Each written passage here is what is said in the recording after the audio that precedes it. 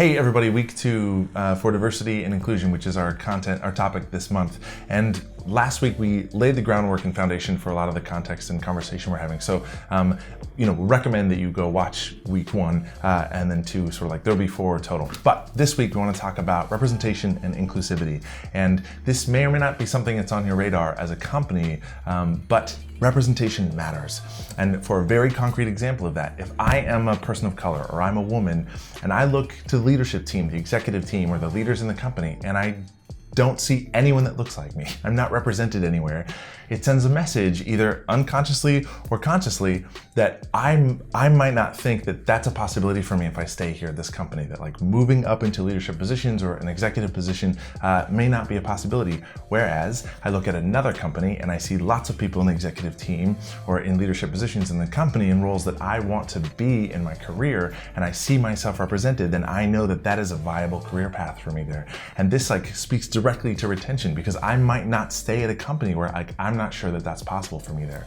And also with attracting talent, right? If you're trying to attract somebody and recruit somebody to your company and they look at your executive team or other leaders and be like, wait, nobody looks like me there, that is less of a draw than a company where there is a lot of gender diversity, there's a lot of racial diversity in the leadership ranks. And that matters, man. Like when it comes to retention, there's also, to get into the inclusivity piece of this, is that there is like gobs and gobs of research done by McKinsey, Deloitte, Gallup that correlate diversity inside leadership teams and companies of gender diversity, racial diversity, etc., that those companies with a higher percentage level financially outperform other companies, that they make decisions faster, more inclusive teams, waste less time in meetings. There's a ton of research that supports when it comes to performance of companies, and this business case for why diversity and inclusion is so important is so strong. And that is at a sort of big company level, but also individually for an individual person, to feel included, to feel like I have a seat at the table, I have a voice at the table, and I'm included and belong and part of a company.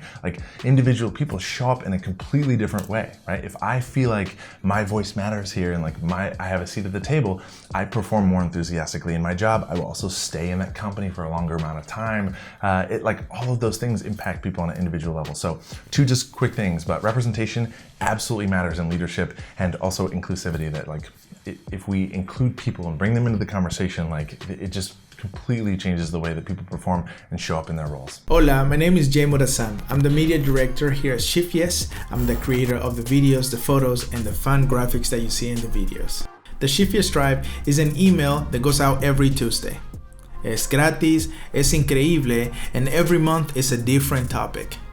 Because we have so much great content we share on our social media platforms like LinkedIn, Facebook, YouTube, Instagram, and Twitter. We love hearing about the ways that teams are using our content and also sharing it with their teams and loved ones and everybody else. Thank you so much for staying tuned. Muchas gracias, and see you next.